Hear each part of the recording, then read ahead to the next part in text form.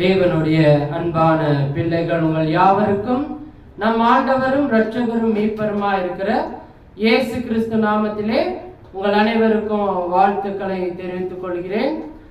தேவனுடைய ஆலயமா இருக்கிறோம்.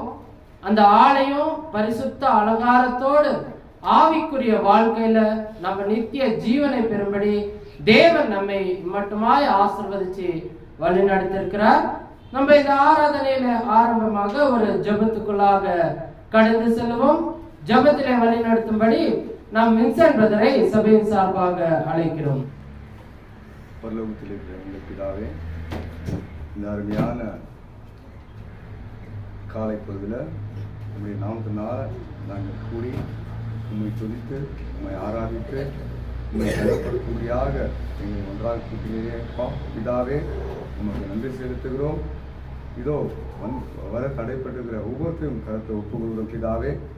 அனைவரும் உம்முடைய வாரத்தின் முதலாவது நாளை தொழுது கொள்ளும்படியாக எல்லோரும் கூடி உண்மை ஆராதிக்க தடைபடாம எல்லாரும் கூடி துதிக்க உண்மை ஆராதிக்க உங்களுடைய வசனத்தை கீழ்ப்படி நடக்க நீ கிருபை பாராட்டுங்க பிதாவே.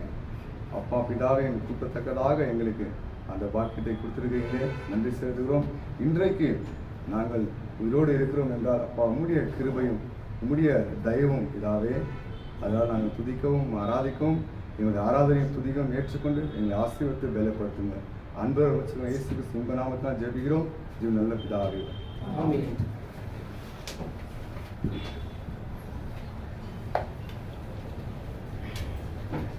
ஜெபத்துல வழி நடத்தின சகோதரருக்கு சபையின் சார்பாக வாழ்த்துக்களை தெரிவித்துக் கொள்கிறோம். அடுத்ததாக ஆவியோடு பாடுவோம், கருத்தோடு பாடுவோம், தேவனை மகிமைப்படுத்தி நாம் பாடலை ஏறெடுப்போம். பாடலிலே நம்மளை வழி நடத்தும்படி ராஜன் பிரதரையும் குமார் பிரதரையும் சபையின் சார்பாக அழைக்கிறோம். 36வது பாடலை பாடுவோம். எந்த நாவில் புது பாட்டு. எந்த நாவில் புது பாட்டு என் தேவன் தருகிறார். எந்த நாவில் புது பாட்டு என் தேவன் தருகிறார். ஆனந்த கொள்ளுவேன் அவரை நான் பாடுவேன் உண்மை நாள் வரையில். அல்லேலூயா, ஆனந்த கொள்ளுவேன் அவரை நான் பாடுவேன் உண்மை நாள் வரையில். எந்த நாவில் புது பாட்டு என் தேவன் தருகிறார். பாதையில் என்னை சூழ்ந்து கொள்ளையில் தேவனவர் வீட்டினால் என்னை தேற்றினார். பாதையில் என்னை சூழ்ந்து கொள்ளையில் தேவனவர் வார்த்தையால் என்னை தேற்றினார். ஆனந்த கொள்ளுவேன் அவரை நான் பாடுவேன் உண்மை நாள் வரையில். அல்லேலூயா, ஆனந்த கொள்ளுவேன் அவரை நான் பாடுவேன் உண்மை நாள் வரையில். எந்த நாவில் புது பாட்டு என் தேவன் தருகிறார்.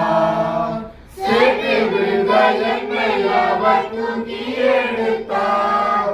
நாற்றமெல்லாம் ஜீவரத்தம் கொண்டு மாற்றினார். சேற்றில் விழுந்த என்னை அவர் தூக்கி எடுத்தார். நாற்றமெல்லாம் ஜீவரத்தம் கொண்டு மாற்றினார். ஆனந்த கொள்ளுவேன் அவரை நான் பாடுவேன் உண்மை நாள் வரையில். அல்லேலூயா, ஆனந்த கொள்ளுவேன் அவரை நான் பாடுவேன் உண்மை நாள் வரையில். எந்த நாவில் புது பாட்டு என் தேவன் தருகிறார். தாயும் நண்பருற்றாயாவும் அணினார்.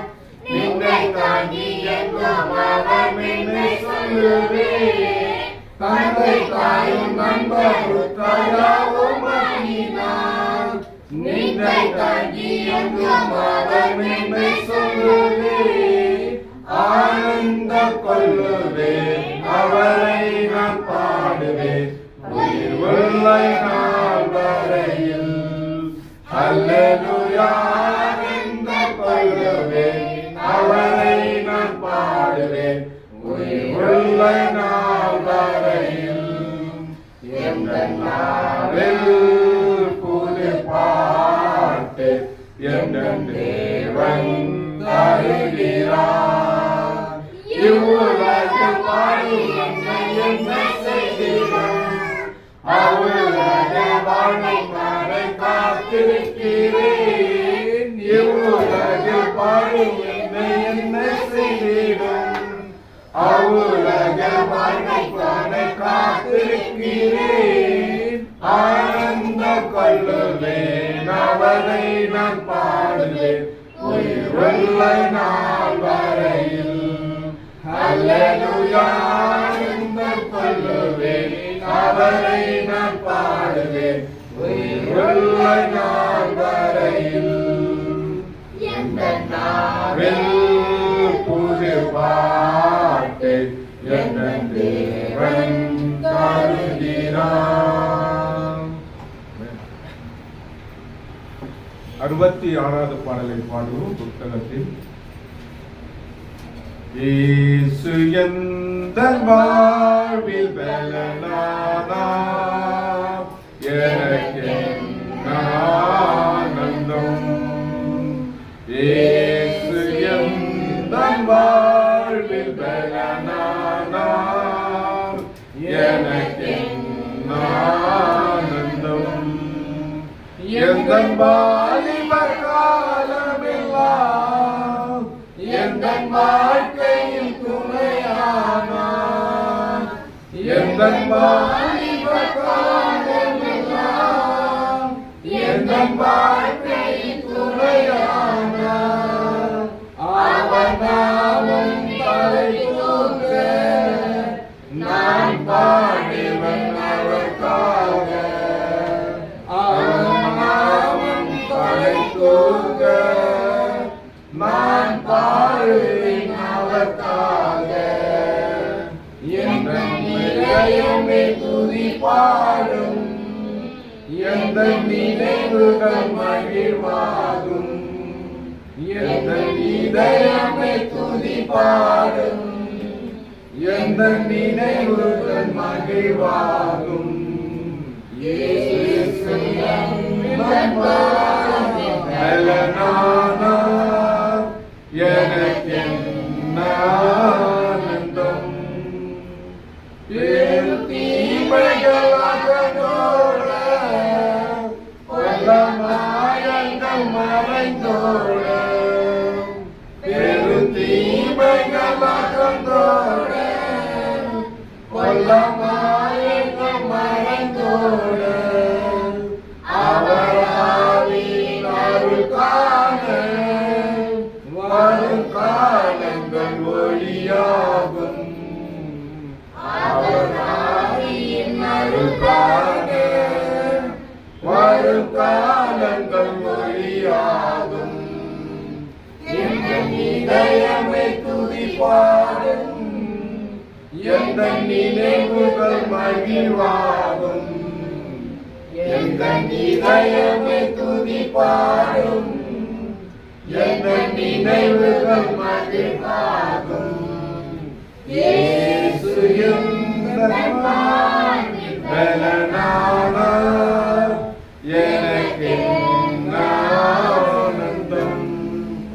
அவர் ஜீவனை கழித்த எந்தன் ஆசீர்வாதத்தினாலே.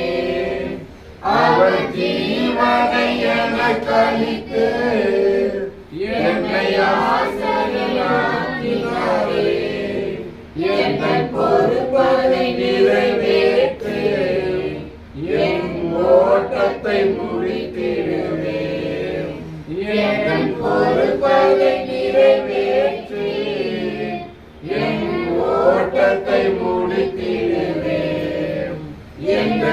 இதயமே துதி பாடும் எங்கள் நினைவுகள் மகிழ்வாகும் எங்கள் இதயமே துதி பாடும் எங்கள் நினைவுகள் மகிழ்வாகும் இயேசு எங்கள் வாழ்வில் பலனானார் எனக்கென்ன ஆனந்தம்.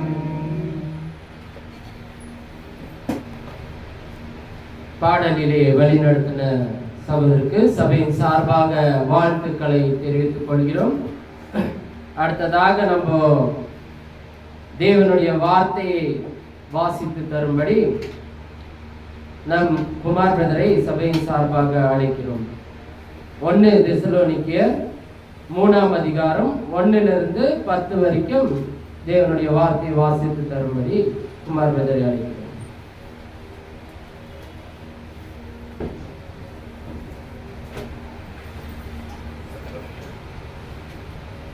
கிறிஸ்துக்குள் பிரியமான சகோதர சகோதரியாருக்கும் வாழ்த்துக்களை தெரிவித்து இன்றைக்கான வேத வாசிப்பானதை வாசிக்கும்படி அழைத்து வாய்ப்பு கொடுத்த சகோதரருக்கு நன்றி தெரிவித்துக் கொள்கிறேன். 1 தெசலோனிக்கேயர் 3ஆம் அதிகாரம்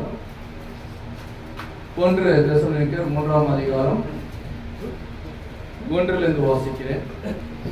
ஆகையால் நாங்கள் இனி பொறுத்து கொள்ளக்கூடாமல் அத்தோனியா பட்டணத்தினில் அணித்து விடப்படுகிறது நன்மை என்று நினைத்து இந்த உபத்திரங்களிலே ஒருவனும் அசட்டை பண்ணாதபடிக்கு உங்களை திடப்படுத்தவும் உங்கள் விசுவாசத்தை பற்றி உங்களுக்கு புத்தி சொல்லவும் நம்முடைய சகோதரனும் தேவ ஊழியக்காரனும் கிறிஸ்துவின் சுவிசேஷத்தின் எங்கள் உடன் வேலைக்காரனும் ஆகிய தீமோத்தேயுவை அனுப்பினோம்.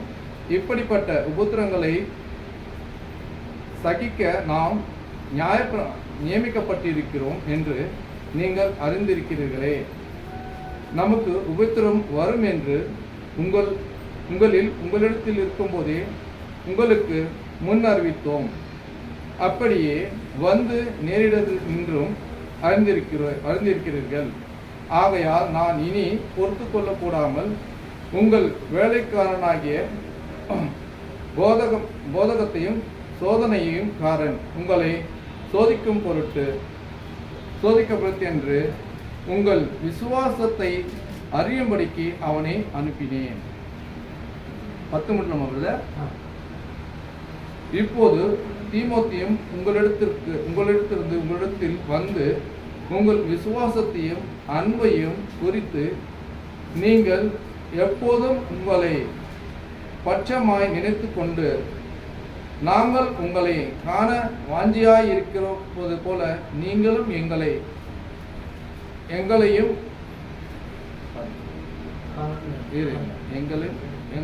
காண வாஞ்சியாய் இருக்கிறீர்கள் என்றும் பார்த்திருக்கிறோம்.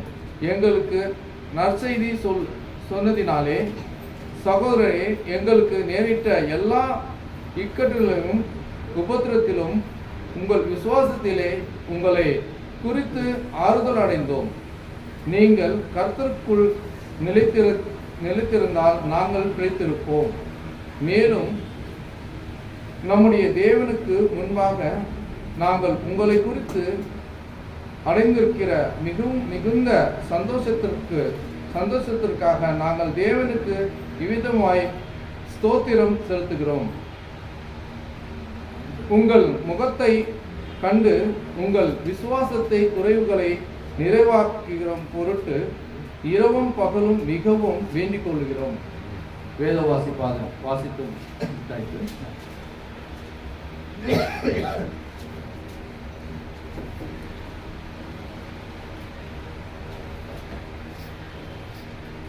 வேத வாசிப்பை வாசித்துக் கொடுத்த சகோதரருக்கு சபையின் சார்பாக வாழ்த்துக்களை தெரிவித்துக் கொள்கிறோம். அடுத்ததாக நம்ம தேவனுடைய செய்திக்குள்ளாக கடந்து செல்வோம். தேவனுடைய செய்திக்கு போறதுக்கு முன்பாக ஒரு ஜெபத்துக்குள்ளாக நம்ம வழிநடத்தும்படி ராஜன் பிரதரை சபையின் சார்பாக அழைக்கிறோம்.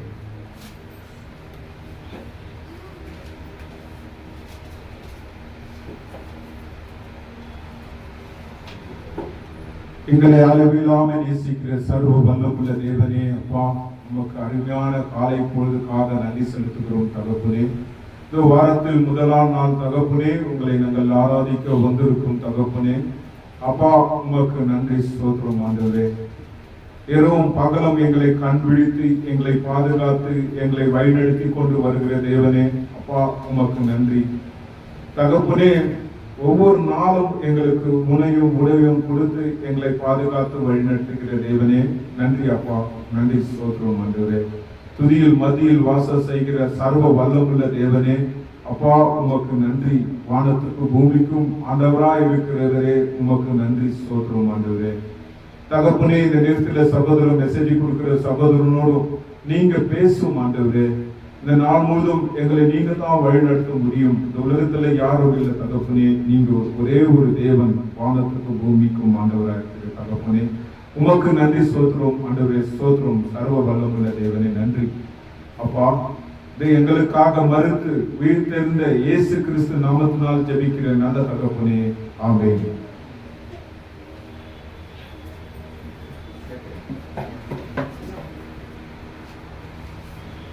ஜபத்திலே வழிநடத்தின சகோதரருக்கு சபையின் சார்பாக வாழ்த்துக்களை தெரிவித்துக் கொள்கிறோம்.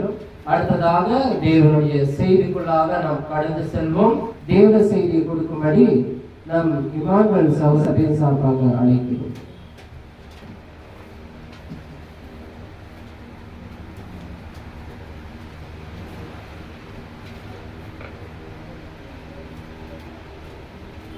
இஸ்ரவேலின் ஜெயபலமான நம்முடைய பிதாவாகிய தேவனாலும் நம்முடைய மீட்பராகிய இயேசு கிறிஸ்துவின் விலையேற பெற்ற பரிசுத்த நாமத்தினாலும் பரிசுத்த ஆவியானவர் நம்மை தேற்றுகிறபடியால் இந்த வாரத்தின் முதல் நாளிலே நாம் தேவனை மகிமைப்படுத்தும்படியாய், கிறிஸ்து மூலியமாய் தேவனை உயர்த்தும்படியாய் தேவன் நம்ம ஒரு சிறு கூட்டமாய் நம்மை தெரிந்து கொண்டிருக்கிறார். அதனாலே பிரியமான சகோதர சகோதரிகளே, நாம் தேவனுக்கு பிரியமாய் ஜீவிக்க வேண்டும். அதற்காக தேவனை நான் நன்றியும் அவருக்கு ஸ்தோத்திரம் செலுத்த நான் எப்பொழுதும் கடனாளியா இருக்கிறேன். உங்களுக்கு கூட அன்பிலே நான் கடனாளியா இருக்கிறேன். அந்த கடனை தீர்க்க முடியாது என்ற போது வசனத்தின் மூலியமாய் நாம் தீர்த்து கொண்டே வர வேண்டும். அதான் தேவன் பிரியப்படுகிறார். அப்போஸ்தலர் 10:44 வாசிக்காதீங்க, தயவுசெய்து வாசிக்காதீங்கன்னு பாருங்க. இந்த வார்த்தைகளை பேதுரு பேசிக் கொண்டிருக்கையில் வசனத்தை கேட்ட யாவர் மேலும் பரிசுத்த ஆவியானவர் இறங்கினார் என்று பார்க்கிறோம். ரொம்ப ஜாக்கிரதையா நடக்கணும், ரொம்ப உத்தமமா இருக்கணும். நம்மள அந்த பூமியில ஒரு உப்பா இருக்க வேண்டும், மலையில் மேல் இருக்கிற பட்டணம் போல இருக்க வேண்டும், ஒரு விளக்கா இருக்க வேண்டும், ஒரு மலையா இருக்க வேண்டும். நம்ம எல்லாம் அதுக்காக தேவன் நம்மை தெரிந்து கொண்டார் என்ற பயபக்தி நமக்குள் வாழ வேண்டும். 2 தீமோத்தேயு 1:7 வாசிங்க. ஒரே ஒரு வார்த்தை வாசிக்கலாம். 2 தீமோத்தேயு 1:7.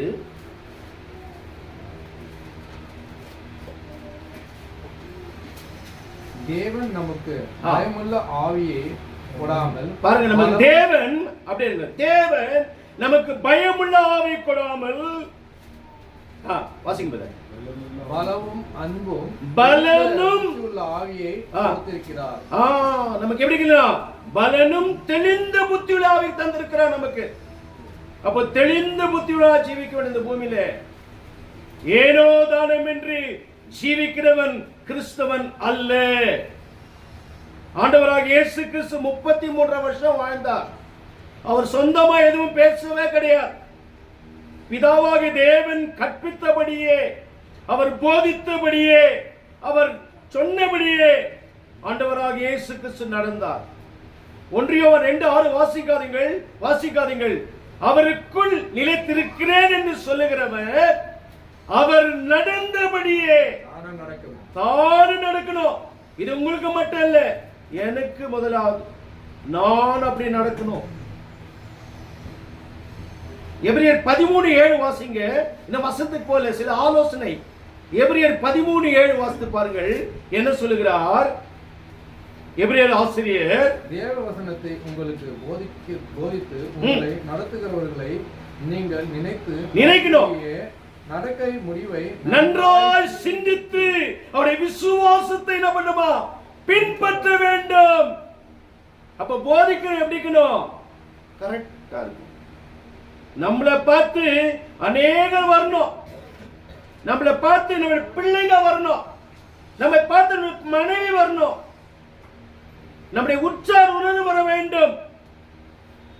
அப்படிப்பட்ட விசுவாசம், அப்படிப்பட்ட பயபக்தி, அப்படிப்பட்ட நம்பிக்கை எனக்குள் நமக்குள் என்ன பண்ணும்? காணப்படணும்.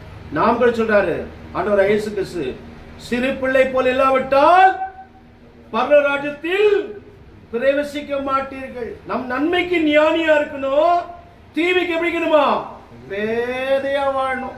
பாவம் நமக்கு தெரியவே கூடாது, அசுத்தம் நமக்குள் வரவே கூடாது, அக்கிரமம் நமக்குள் வரக்கூடாது.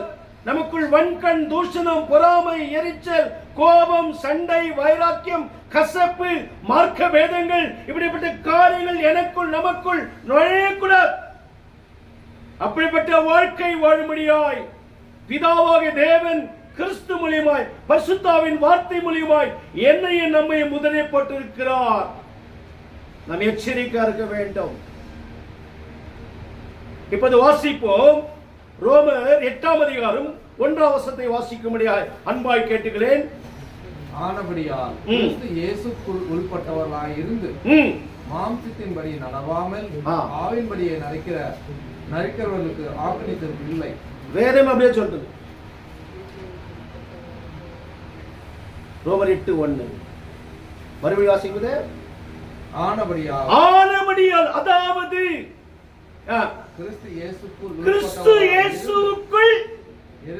உட்பட்டவனாய் இருந்து மாம்சத்தின்படி நடவாமல் ஆவிக்குட்பட்டவனாய் நடக்கிறீங்களா இல்லைங்களா? ஆக்கினைத்தீர்ப்பு கிடையாது. பைபிள் டிக்ளேர் பண்ணிடுச்சு. அப்ப ஆவியின்படி நடக்கணும், வசனத்தின்படி நடக்கணும், கிறிஸ்து இயேசுவை தரித்துக் கொண்டு வாழணும்.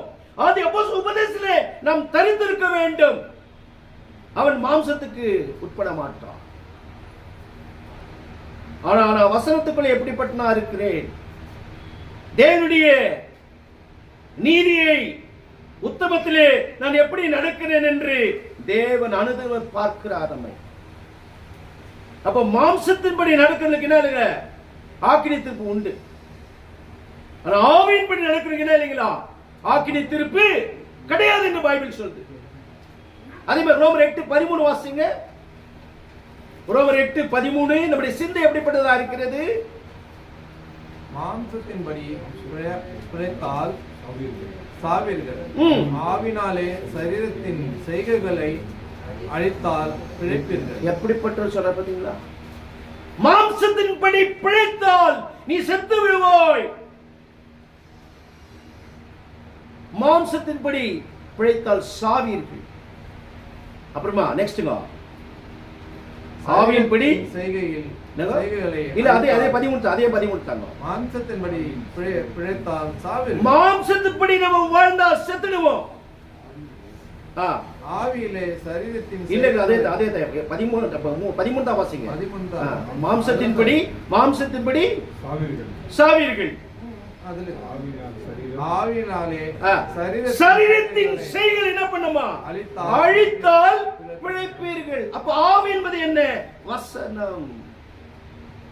இந்த வசனப்படி வாழ்ந்தால் நமக்கு மரணம் இல்லை. எப்படிப்பட்ட மரணம் இல்லை தெரியுங்களா? பாவத்தின் மரணம் நமக்குள் இல்லை. அக்கிரமம் என்ற காரியங்கள் நம்மளுக்கு வராது, தீமையான காரியங்கள் நம்மளுக்கு வராது. ஏனென்றால் பிசாசு என்ன பண்றான்? இந்த உலகத்தை கெடுத்து வச்சிருக்கிறான். அவன் எப்படிப்பட்டவன் தெரியுங்களா? யோவான் 10:10 வாசிங்க. அவன் எப்படிப்பட்டவன்? யோவான் 10:10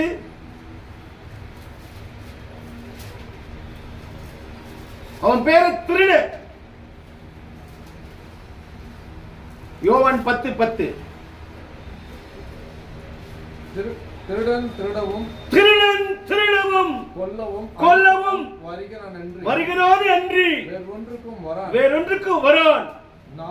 நானோ அவைகள் ஜீவன் உண்டாயிருக்கவும் அது பரிபூர்ணமடைவும் வந்தேன். யார் இது?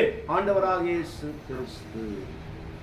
அப்ப நமக்கு கிறிஸ்து நமக்குள் இருந்தால், வார்த்தை நமக்குள் இருந்தால், தேவன் எனக்குள் இருந்தால், இந்த உலகத்தின் காரியங்கள் நம்ம ஒன்று சேராது. நம்மை தேவன் வேர் பிரித்து வைத்திருக்கிறார். நம்மை என்ன பண்ணுகிறோம்? சீர்படுத்துகிறார், நம்மை ஸ்திரப்படுத்துகிறார். மத்தேயு 12:35 வாசித்து பாருங்கள். நல்ல மனுஷன் இருதயமாகிய நல்ல பொக்கிஷம் நல்லவனை எடுத்து காட்டுகிறான். பொல்லாத மனுஷன் பொல்லாத எடுத்து காட்டுகிறான். இன்னார் இன்னார் என்று அப்படி நாவினாலே அறிந்து கொள்வீர்கள். இருதயத்தின் நிறைவே வாய் பேசும். உன் இருதயத்துல நிறையதோ அதை நீ பேசுவாய். அப்ப இருதயத்துல வசனம். தேவனுக்கு பயப்படும், கர்த்தருக்கு பயப்படுவதிலே ஞானத்தின் ஆரம்பம். அப்போ ஒருவன் தேவனுக்கு பயந்து ஜீவிக்கணும், மனுஷனுக்கு அல்ல. நம்முடைய பயம் யார் மேல இருக்கணும்? தேவன் மேல இருக்கணும். தேவனை ஒரு காலம் ஒருவனும் அன்றும் இன்றும் கண்டதே கிடையாது. 1 தீமோத்தேயு 6:16 வாசிக்காதீங்கள். ஒருவராய் சாவாமை உள்ளவரும் சேரக்கூடாதவர்களில் வாசம் பண்ணரும் மனுஷனில் ஒருவரும் கண்டிராதவரும் காணக்கூடாதவருக்கு கனமும் நித்திய வல்லமை உண்டாயிருக்கிற தேவனை நாம் மகிமைப்படுத்த வேண்டும். நம்முடைய காரியங்கள் எப்படிப்பட்டது? தேவன் சீர்தூக்கி பார்த்து கொண்டே இருக்கிறார். நம்முடைய நடைகளை பார்க்கிறார், நம்முடைய உடைகளை பார்க்கிறார், நம்முடைய பார்வை கவனிக்கிறார், நம்முடைய சிந்தனை கவனிக்கிறார் தேவன். 1 யோவான் 4:20 வாசிப்பாருங்கள். 1 கொரிந்தியர் 4:20 வாசிக்காதீங்க. தேவனுடைய ராஜ்யம் பேச்சிலே அல்ல, அது பலத்தில் உண்டாயிருக்கு. அப்போ பரிசுத்தாவின் வார்த்தை நமக்குள் இருக்கணும். அப்படிப்பட்ட பலமான வார்த்தைகளை பேசி பலப்படுத்தணும். நம்ம எல்லாருமே இந்த வார்த்தைகளை குத்த பண்ணும். எபிரேயர் 4:12 சொல்லுது, தேவனுடைய வார்த்தையானது ஜீவனும் வல்லமுள்ளதாயும் இருபுறம் கருக்களாயும் ஆத்துமாவையும் ஆவையும் கணுக்களையும் ஊனையும் பிரிக்கத்தக்கதாக உருவ குத்துவதாயும் இருதயத்தின் நினைவுகளை யோசனை பண்ணா வகையா இருக்கிறது. இது உங்களுக்கு மட்டும் எனக்கு. தேவனுடைய வார்த்தை அப்படிப்பட்டது. எனக்குள் இருக்கிற தேவன் பார்க்கிறார். தேவனுடைய சித்தத்தை நிறைவேற்ற வேண்டும். ரோமர் 8:6-7 வாசிங்க.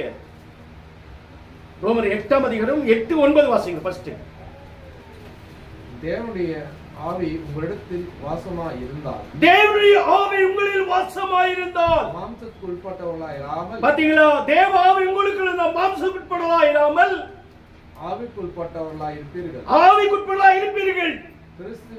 கிறிஸ்துவின் ஆவி இல்லாதவன் அவருடையவன் அல்ல. டிக்ளேர் பண்ணிச்சு பைபிள். கிறிஸ்துவின் சிந்தை நமக்குள் இருக்க வேண்டும், கிறிஸ்துவின் ஆவி நமக்குள் இருக்க வேண்டும். இல்லாவிட்டால் நீ தேவனுக்குள் இல்லை என்று வேதம் சொல்லுகிறது. அப்ப எந்த ஆவி பெற்றிருக்கிறோம்? இந்த உலகத்திலே அநேக ஆவிகள் உள்ள இந்த உலகத்திலே எந்த ஆவி பெற்றிருக்கிறான் என்பது தேவனுடைய மனுஷர் அறிந்து கொள்ளலாம், இல்லாவிட்டால் அறிந்து கொள்ளவே முடியாது. அப்ப முதலாவது தேவனுடைய வசனம் நமக்குள் இருக்க வேண்டும். ஆதி முதல் கொண்டு வெளிப்படுத்த விஷயம் இருக்கு, கரெக்டா நமக்கு தெரிஞ்சிருக்கணும். யாக்கோபு 3:1 வாசித்து பாருங்கள். யாக்கோபு 3:1.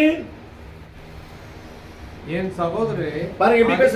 என் சகோதரரே, என் சகோதரரே, அதிக ஆக்கினை அறிந்து உங்களில் அநேகர் எப்படிப்பட்டவர்கள் போதகர் ஆகாதிருங்கோ. ஆக்கினை அடைவே நீ என் பிதா தகப்பனா இருக்கிறார் என்று ஆண்டவராக இயேசு சொன்னார். இந்த வார்த்தைகள் எல்லாம் கவனிக்கிறார் தேவன். அதே யோவான் 8:36 வாசித்து பாருங்கள். யோவான் 8:36 அவனவன் வாயினால என்ன பண்ணுவான்? மாட்டிக்கொள்வான். எல்லாமே என்ன பண்ண? கணக்கு ஒப்பு வைக்கணும் வார்த்தையினாலே. அதுதான் வந்து அந்த வசனம் சுருக்கமா இருக்கு. அதே யாக்கோபு 3:2 வாசிங்க. யாக்கோபு 1:3-2 நினைக்கிறேன், வாசிங்க. 3:2. யாக்கோபு 3:2. மத்தேயு 12ஆம் அதிகாரம் 36. சூப்பர். படிங்க படிங்க. படிங்க 36. நான் 36 சொன்னேன்.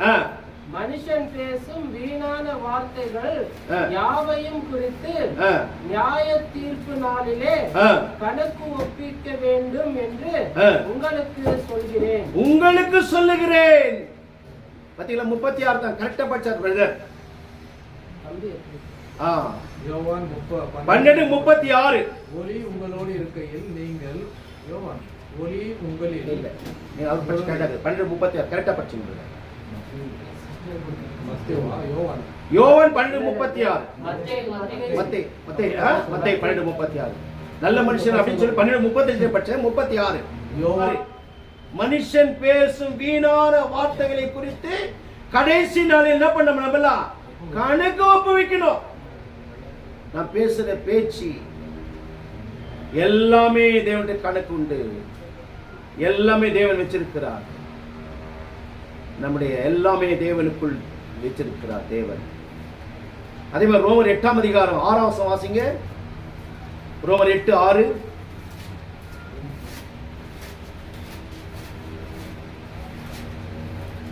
ரோமர் 8:6.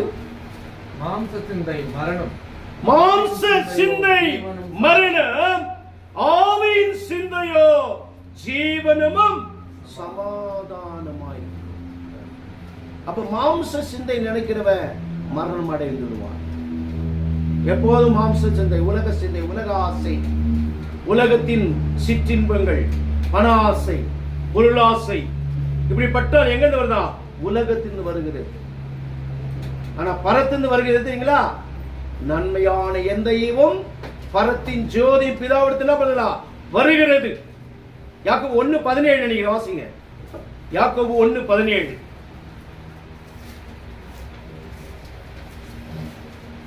யாக்கோபு 1:17. நன்மையான எந்த ஈவும் சொல்லு பாருங்க. யாக்கோபு 1:17.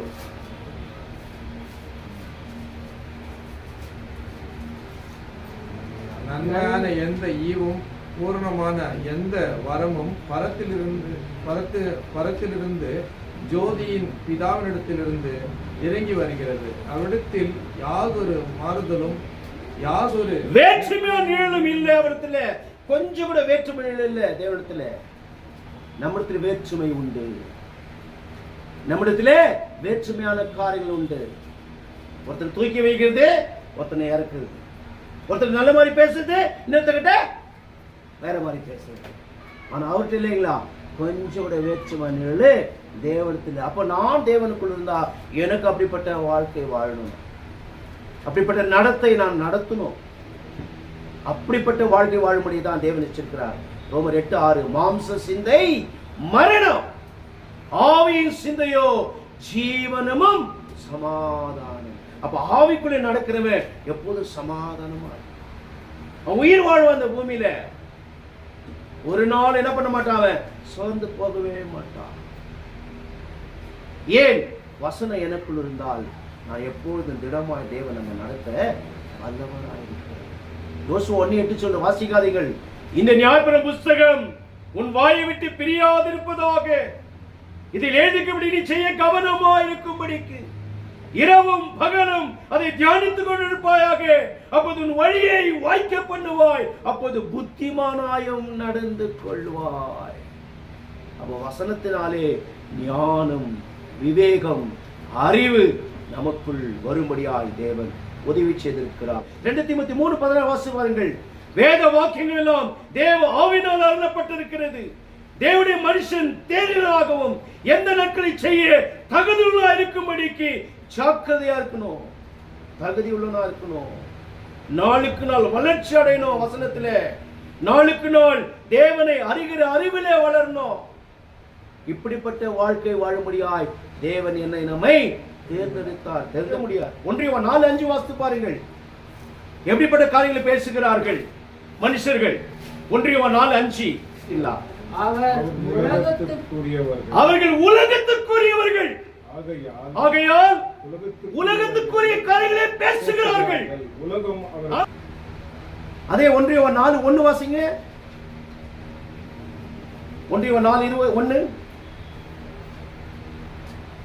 பிரியமானவர்களே, உலகத்திலே அநேக கள்ள தீர்க்கதரிசிகள் தோன்றி இருப்பதனால் நீங்களும் எல்லா ஆவிகளையும் நம்பாமல்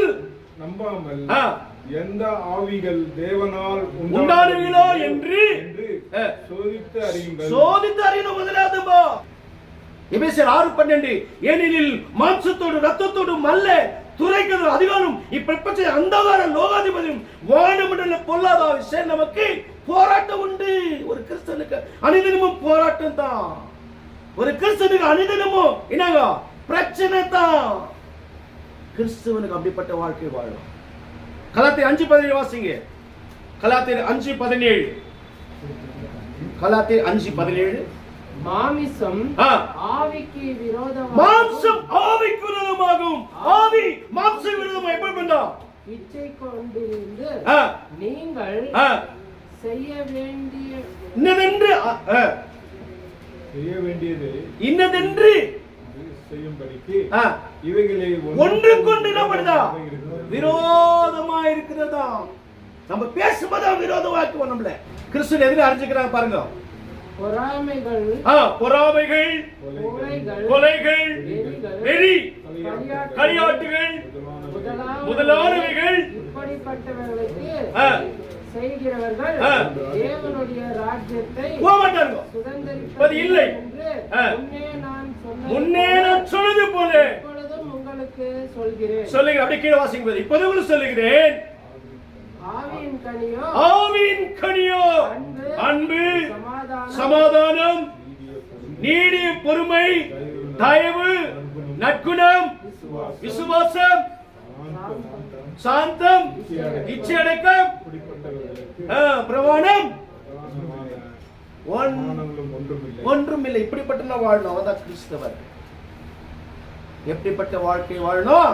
நமக்குள்ளே கோபம், சண்டை, வைராக்கியம், இப்படிப்பட்ட காரியம் நமக்குள்ள பெருமை நம்மளுக்கு இருக்கக்கூடாது. ஏசியா 14:13-14 வாசிங்க. ஏசியா 14:13-14 வாசிங்க. படிங்க. நான் வானத்துக்கு ஏறுவேன். யார் சொன்னது? தேவனுடைய நட்சத்திரங்களிலே என் சிங்காசனத்தை உயர்த்துவேன். வடபுறங்களிலே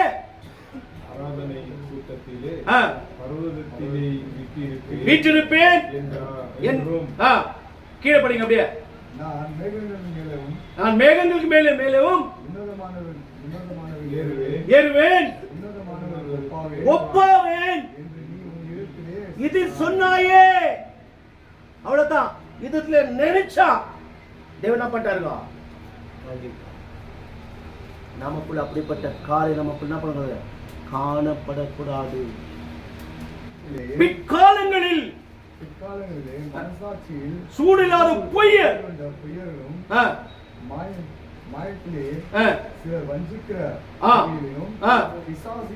உபதேசத்துக்கு செவி கொடுத்து விசுவாசத்தை விட்டு என்ன பண்ணுவாங்க? விலகி இருப்பாங்க. என்ன வாசப்படுங்க கீழே. அப்படியே கீழே.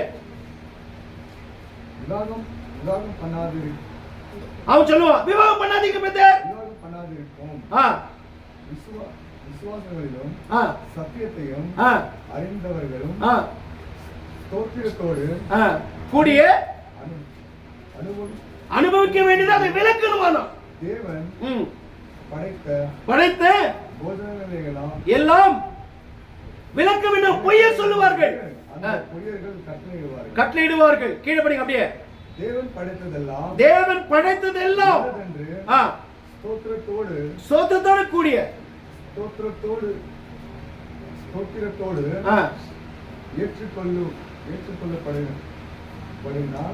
ஒன்றும் தள்ளப்படுவதில்லை. அந்த பொய்யன் சொல்லுவான்.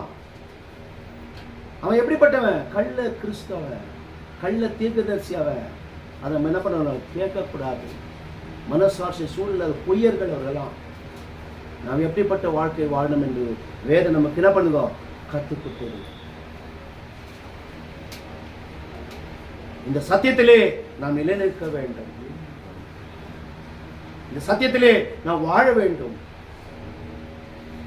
ஆவிக்குரியவனாய் நாம் பகுத்தறிந்து வாழ வேண்டும். ரோமர் 12:2 வாசிங்க. ரோமர் 12:2. நீங்கள் இந்த பிரபஞ்சத்துக்கு ஒத்த வேஷம் தெரியாமல் தேவனுடைய நன்மையும் பிரியமாயும் பரிபூர்ணமாகவும் பகுத்தறியத்தக்கதாக சிந்தனை இன்னதென்றும் பகுத்திருக்க உங்கள் மனம் புதிதாகனாலே நீங்கள் எப்படி மறுரூபமாக்கப்படணும். அனுதினமும் மறுரூபமாக்கப்பட்ட காணப்படுது பூமி. அப்போஸ்தலர் 17:11 வாசிங்க. அந்த பட்டணத்தா எப்படிங்களா மனோவாஞ்சையாய் வசனத்தை ஏற்றுக்கொண்டு காரியங்கள் இப்படி இருக்கிறதா என்று தினந்தோறும் வேத வாக்கியங்களை ஆராய்ந்து பார்த்ததினாலே தெசலோனிக்கரை பார்க்கிறோம் அவர்கள் நற்குணசாலிகளாய் இருந்தார்கள். வேதத்திலே தேர்ச்சி பெற்றலாய் காணப்பட வேண்டும். நற்குணசாலிகளாய் இருந்தால் நம்மை குபான் மேல போகவே முடியாது. இயேசு கிறிஸ்து மரணத்தை தாழ்த்தினார், குட்டினார்கள், கோலால் அடித்தார்கள், கண்ணை கட்டி கேலி பண்ணினார்கள். ஆனால் சொல்லலாம், பிதாவே தாங்கள் செய்வது இன்னதென்று அறியாமல் செய்கிறார்கள், இவர்களை மன்னியும் என்று நம்முடைய மீட்பராகிய இயேசு கிறிஸ்து நம்முடைய ஜீவாதிபதி அப்படி சொல்லியிருக்கிறார். நானும் நீங்களும் அப்படிப்பட்ட வாழ்க்கை வாழ முடியாது. பரிசுத்தாவின் வார்த்தைப்படி ஆவிக்குள்ளாய் நாம் வாழ முடியாது. தேவன் நமக்கு உதவி செய்வார். அதனால வார்த்தையிலே கண்டுபிடிச்சிடலாம் யாரைவன் நிறைவு என்ன பண்ணுமா ஆவிக்குள்ளாக நடப்போம். தேவனை மையப்படுத்துவோம். பொறுமையாய் இந்த வசனத்தை தேவன் முதல்ல என்ன கொடுத்தாரு, இரண்டாவது உங்களுக்கு கொடுத்திருக்கிறாரு. இதை கேட்டு விட்டுவிடாதபடி மார்க்கு 4 சொன்னபடி வசனத்தை கேட்டு ஏற்றுக்கொண்டு 1 30, 1 60, 1 100 பலன் கொடுக்கிறார்கள். இவர்களே நல்லெண்ணத்தில் விதைக்கப்பட்ட விதைகளாய் மாறுபடியாய் இந்த வசனம் என்பது விதையா இருக்கிறது. இந்த விதையை பெற்றுக்கொள்வோம், அதன்படி நடவோம். தேவன் தம்மை ஆதரித்து வழிநடத்துவார். ஆண்டவராகிய இயேசு கிறிஸ்து நாமத்தினாலே பிதாவாகிய தேவனை நான் ஸ்தோத்திரிக்கிறேன். தேவனுடைய வார்த்தை நம் அனைவரும் கேட்டோம்.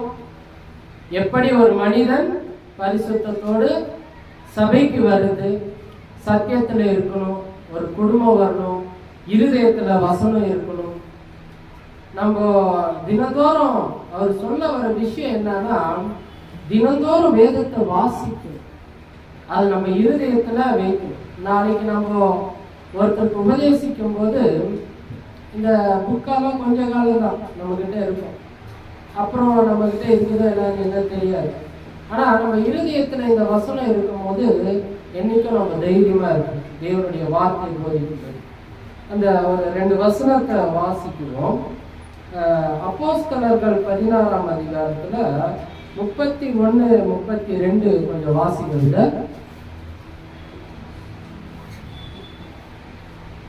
அப்போஸ்தலர்கள் 16ஆம் அதிகாரம் 31, 32.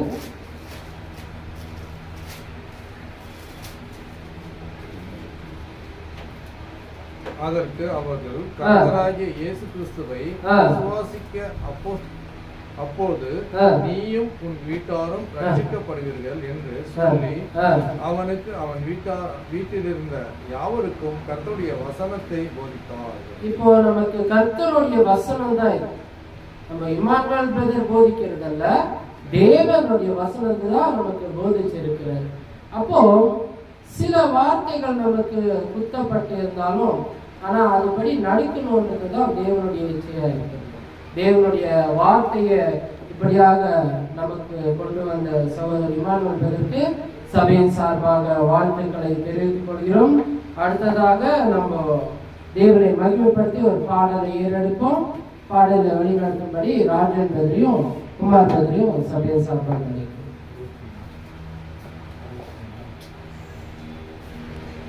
24வது பாடலை பாடுவோம். இயேசுவின் நாமம். இயேசுவின் நாமம் இனிதர நாமம், இணையில்ல நாமம், இன்ப நாமம். எங்கள் இயேசுவின் நாமம் இனிதர நாமம், இணையில்லா நாமம், இன்ப நாமம். பாவத்தை போக்கும், பயமதை நீக்கும், பரம சந்தோஷம் பக்தரை அளிக்கும். பாவத்தை போக்கும், பயமதை நீக்கும், பரம சந்தோஷம் பக்தரை அளிக்கும். இயேசுவின் நாமம் இனிதர நாமம், இணையில்லா நாமம், இன்ப நாமம். வானிலும் பூமியிலும் மேலான நாமம், வானாதி வானவர் இயேசுவின் நாமம். வானிலும் பூமியிலும் மேலான நாமம், வானாதி வானவர் இயேசுவின் நாமம். இயேசுவின் நாமம் இனிதர நாமம், இணையில்லா நாமம், இன்ப நாமம். எங்கள் இயேசுவின் நாமம் இனிதர நாமம், இணையில்லா நாமம், இன்ப நாமம். நேற்றும் என்றும் மாறிட நாமம், நம்பினோரென்றும் கைவிட நாமம். நேற்றும் இன்றும் மாறிட நாமம், நம்பினோரென்றும் கைவிட நாமம். இயேசுவின் நாமம் இனிதர நாமம், இணையில்லா நாமம், இன்ப நாமம். எங்கள் இயேசுவின் நாமம் இனிதர நாமம், இணையில்லா நாமம், இன்ப நாமம். சாத்தானின் செய்திட நாமம், சாவ பிசாசை துரத்திட நாமம். சாத்தானின் செய்தியை தீர்த்திட நாமம், சாவ பிசாசை துரத்திட நாமம். இயேசுவின் நாமம் இனிதர நாமம், இணையில்லா நாமம், இன்ப நாமம்.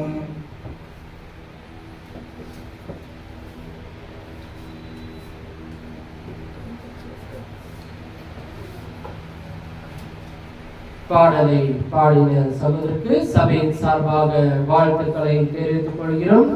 அடுத்ததாக நம்ம கர்த்தரின் பந்திக்குள்ளாக கடந்து செல்லுவோம்.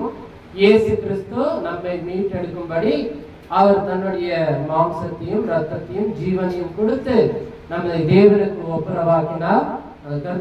கர்த்தரின் பந்திக்குள்ளாக நம்மளை வழிநடத்தும்படி பிரவீன் பிரதரை சபையின் சார்பாக அழைக்கிறோம்.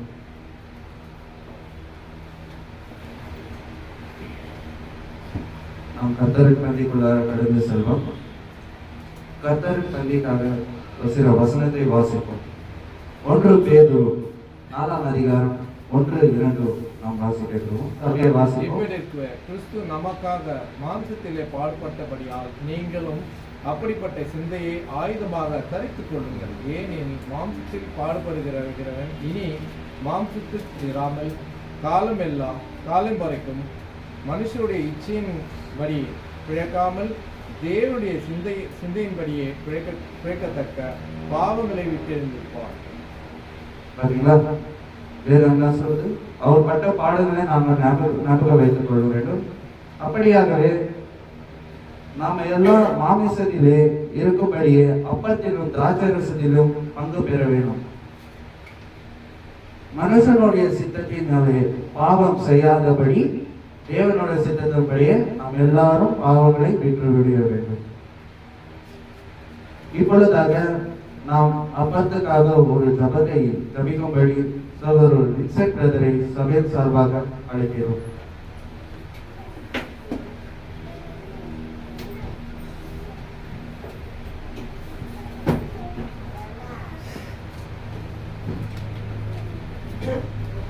ஜெபிப்போம். அன்பின் பரலோக பிதாவே, பிதாவே, இந்த அருமையான வாரத்தின் முதலாவது நாள் உங்களுடைய வார்த்தை கேட்க முடியாத நாங்கள் ஒன்றாக கூறினோம். அதுக்காகவும் நன்றி செலுத்துகிறோம். இந்த வார்த்தையை கேட்டு அதன்படி நடக்கவும் கிருபை செய்கிறேன். பாவம் பிதாவை நன்றி செலுத்துகிறோம். இதோ பிதாவே, இந்த குமாரனாகிய இயேசு கிறிஸ்துவை எங்களுக்காக இந்த பூமிக்கு அனுப்பி அவருடைய பாடுகள் மூலியமாக, அவருடைய தியாகத்தின் மூலியமாக நாங்கள் பாவம் மீட்பு பெற்றுக்கொள்ளையாக கொடுத்த கிருபைக்காக நமக்கு நன்றி செலுத்துகிறோம் பிதாவே. இதோ இயேசு கிறிஸ்துடைய சிந்தின அந்த அவருடைய ரத்தத்துக்காகவும் அவருடைய சரீரமாக எங்களுக்கு கொடுத்த அந்த அப்பத்துக்காகவும் ஜெபிக்கிறோம். இந்த கருத்தில் ஒப்புக் கொடுக்கிறோம் பிதாவே. இதை கொடுத்துக்காக நன்றி செலுத்துகிறோம். இயேசு கிறிஸ்து இம்மானம் ஜெபிக்கிறோம். இது நல்ல பிதாவே. ஆமென்.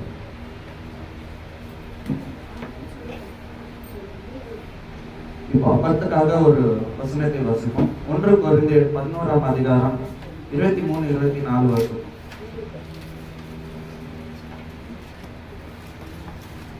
நான் வாசிக்கிறேன். நான் உங்களுக்கு ஒப்புவித்ததை கர்த்தர் இடத்தில் பெற்றுக்கொண்டேன். ஏனெனில் கர்த்தராகிய இயேசு தான் காட்டி கொடுக்கப்பட்ட அந்த ராத்திரியில அப்பத்தை எடுத்து ஸ்தோத்திரம் பண்ணி அதை விட்டு நீங்களும் வாங்கி புசியுங்கள் என்றார். இது உங்களுக்காக விற்கப்படுகிற என்னோட சரீரம் இருக்கிறது. என்னை நினைவு கூறும்படி இவை செய்யுங்கள் என்றார்.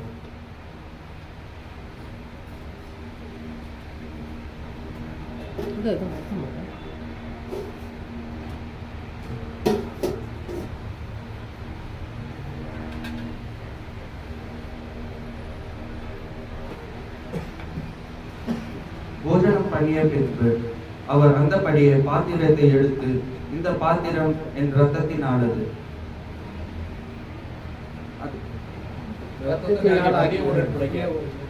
திராட்சை ரசத்துக்காக ஒரு ஜபத்தை ஜபிக்கும்படி சாத்வி பிரதரை சபையின் சார்பாக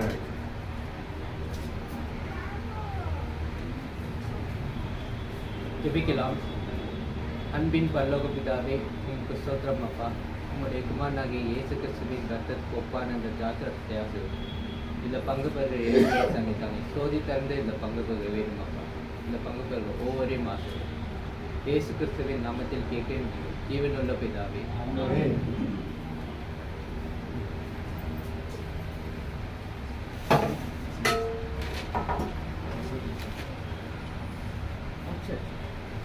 போஜனம் பண்ணிய பின்பு அவர் அந்தபடியே பாத்திரத்தை எடுத்து, அந்த பாத்திரம் என் ரத்தத்தினானது ஆகிய புதிய உடன்படிக்கையான இருக்கிறது.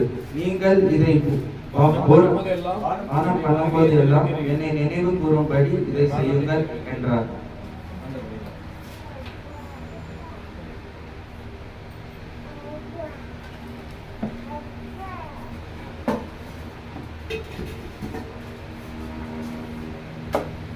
இப்பொழுதாக இந்த ஆவிக்குரிய விஷயத்துல இந்த காணிக்கை என்றது முக்கியமான பங்கா இருக்கிறது. இது நாம் சபையின் வளர்ச்சிக்காக கொடுக்க வேண்டும் என்று வேதம் சொல்கிறது.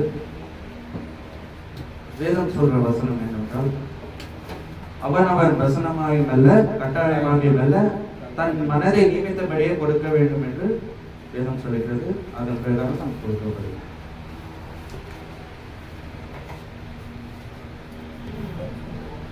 தொடர்ந்து வழிநடத்தும்படி சபையின் ஊழியர் ஜோசப் பிரதரை சபையின் சார்பாக அழைக்கிறோம்.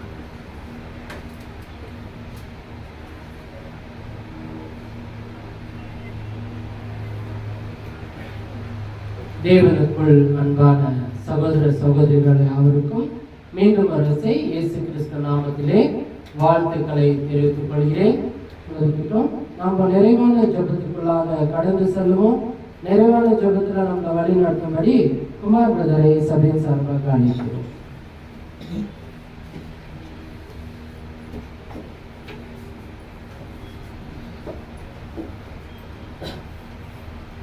தலைகளை தாழ்த்தி ஜெபிக்குமாக. வானாதி வானங்களில் வீட்டிற்கும் பரலோகத்து தூய பிதாவே, வானத்துக்கும் பூமிக்கும் ஆண்டவரே, மகிமை நிறைந்தவரே, கிருபை நிறைந்தவரே, இரக்கத்தில் ஐஸ்வர்யம் உள்ளவரே, அப்பா, சென்ற நாட்கள் முழுவதும் எங்களை கண்ணினிமை போல் பாதுகாத்து வழிநடத்தி இந்த வாரத்தில் முதல் நாள் தோறும் எங்கள் எல்லோரும் ஒன்று கூடி செய்து உங்களுடைய வார்த்தையை கேட்கும்படி செய்து, அப்பா, அந்த வார்த்தைகளை நாங்கள் ஏனோதானே என்று விட்டுவிடாமல் எங்கள் இருந்து எழுதி வைத்துக் கொண்டு நாங்கள் ஜீவனம் பண்ணமெல்லாம் நாளெல்லாம் உங்களுடைய வார்த்தையின்படி ஜீவனம் பண்ணி அநேக மக்களுக்கு சாட்சியாக வாழ்ந்து அநேக மக்களை ஆவிக்குள்ளாக கொண்டு வரும்படி எங்கள் எண்ணத்தையும் இருதயத்தையும் ஒருநிலைப்படுத்தி தர வேண்டும் என்று சமூகத்தை நோக்கி கெஞ்சி நாங்கள் வெறுமையாய் வந்தும் வெறுமையாய் செல்லாதபடி உங்களுடைய சத்திய வசனத்தை கேட்கும்படி செய்து அந்த வசனத்தை எடுத்து எங்கள் வாழ்வில் எங்கள் வாழ்க்கையில பிரயோஜனப்படுத்தி அப்பா எங்கள் பிள்ளைகளுக்கும் மற்ற எல்லோருக்கும் அந்த வார்த்தை பகிர்ந்தளிக்கும்படி எங்களுக்கு ஞானத்தையும் கீழ்ப்படுத்தலும் தாரம் ஆண்டவரே. விசேஷமாக வந்திருக்கிற ஒவ்வொரு குடும்பத்தையும் பேர்பெயாக தொட்டு ஆசீர்வதித்து அப்பா அவர்கள் மேலும் ஆவிக்குரிய காரியங்கள் வளரும்படி கிருபை செய்ய ராஜா. விசேஷமாக வேலை இல்லாத மக்களை உடைய கருத்தில் கொண்டு வரும் அவர்களுக்கு நல்ல வேலையும் கூலியும் தந்தரல வேண்டும் என்று சமத்தை நோக்கி கெஞ்சியும் சிறு பிள்ளைகளும் உடைய கருத்தில் கொடுக்கிறோம். இந்த சிறுவது முழு உடைய வார்த்தை கேட்கும்படி செய்த தயவுக்காக நன்றி. விசேஷமாக பிணியாலை உடைய சம்பத்து கொண்டு வருகிறோம் அப்பா. பிணியாள்கள் நல்ல மருந்து டாக்டரை அணுகத்தக்க உம்முடைய கண்கள் கிருபை பாராட்ட வேண்டும் என்று சமத்தை நோக்கி கெஞ்சிக்கிறோம். விசேஷமாக வாலிப பிராட்சி பிள்ளைகளை உங்களுடைய கருத்தில் ஒப்புக் கொடுக்கிறோம். வாலிப பிராட்சி பிள்ளைகள் வந்து உங்களுடைய சத்தியத்தை கேட்டு அப்பா அவர்கள் உங்களுடைய சமூகத்தில் நிற்கும்படி உங்களுடைய கண்கள் கிருபை பாராட்டுறாச்சா. விசேஷமாக அப்பா நீர் படைத்த உலகத்தில் இருக்கிற எல்லா மக்களையும் உடைய பாதப்படியில் ஒப்புவிக்கிறோம். அவர்களுக்கு தேவையான உடுத்த உடையும் உணவும் தந்தரல வேண்டும் என்று சமூகத்தை நோக்கி கெஞ்சி மண்டாடுகிறோம். திக்கற்றுள்ளும் அனாதிகளும் விதவிகளும் குருடர்களும் சவுடர்களும் சப்பானிகளும் பிணியாலியும் எல்லோரும் உடைய பாதப்படியில் ஒப்புவிக்கிறோம் ராஜா. எல்லோருடைய தேவைகளை சந்திக்க வேண்டும் என்று எங்களை தாழ்த்தி உயர்த்தி கெஞ்சுகிறோம். நாங்கள் கேட்பது முன்பதாக நீர் உண்டாக்குனவர் எல்லா காரியங்களையும் நேர்த்தியா செய்கிறீர். கேட்டு பெற்றுக்கொள்ளுங்கள் என்று சொல்லியிருக்கிறீர். எங்கள் வேண்டுதல் விண்ணப்பம் உடைய சமூகத்தில் இருக்கிற தேவனே நீர் ஒருவரை மகிமைப்படுவீராக. விசேஷமாக எங்கெல்லாம் யுத்தம் நடக்கிறதோ அங்கெல்லாம் சமாதானத்தை காணும்படி செய்வீராக.